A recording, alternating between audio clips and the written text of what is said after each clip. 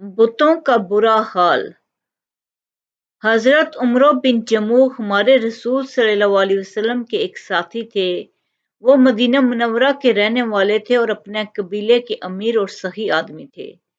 اسلام قبول کرنے سے پہلے انہوں نے لکڑی کا ایک بت بنا رکھا تھا جس کو وہ بہت پیار کرتے تھے۔ وہ ان کو بہت پیارا تھا۔ وہ اس بت کو بہت سنوار کر رکھتے تھے اور ہر روز صبح اور شام اس کی پوجا کیا کرتے تھے۔ اللہ کا کرنا ایسا ہوا کہ حضور صلی اللہ علیہ وسلم کے مدینہ منورہ ہجرت کرنے سے پہلے وہاں بہت سے سنجیدہ لوگوں نے اسلام قبول کر لیا تھا۔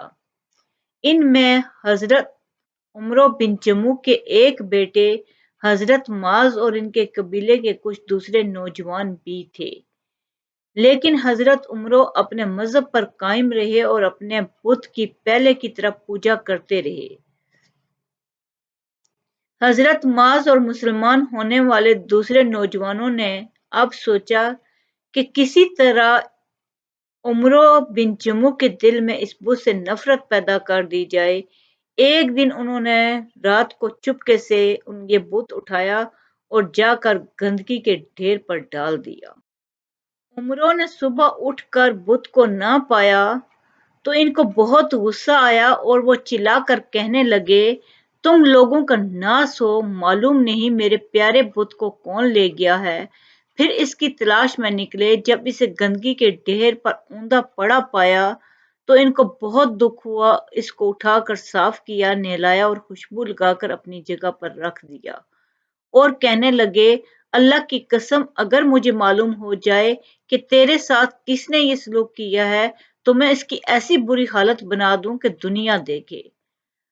حضرت معاذ اور ان کے ساتھیوں نے دوسرے دن بت کو پھر اٹھا کر گندگی کے ڈھیر میں پھینک دیا۔ بوڑھے عمرو نے اس صبح وہاں سے اٹھا لایا اور صاف کر کے خوشبو لگا کر اپنی جگہ رکھ دیا۔ لیکن جب ہر روز یہی معاملہ ہونے لگا تو تنگ آ کر انہوں نے ایک دن اپنے بت کے گلے میں تلوار لٹکائی اور کہنے لگے، اللہ کی قسم مجھے معلوم نہیں کہ تیرے ساتھ یہ گستاخی کون کرتا ہے۔ اب یہ تلوار تیرے پاس ہے، تو اپنی حفاظت اس سے خود ہی کر لے۔ لڑکوں نے بت کی گردن میں تلوار لٹکی دیکھی تو بہت ہنسے۔ انہوں نے تلوار کو اتار کر اپنے پاس رکھ لیا اور بت کو مرے ہوئے کتے کے ساتھ رسی سے باندھ کر کنویں میں لٹکا دیا جس میں قبیلے کے لوگ گندگی پھینکا کرتے تھے۔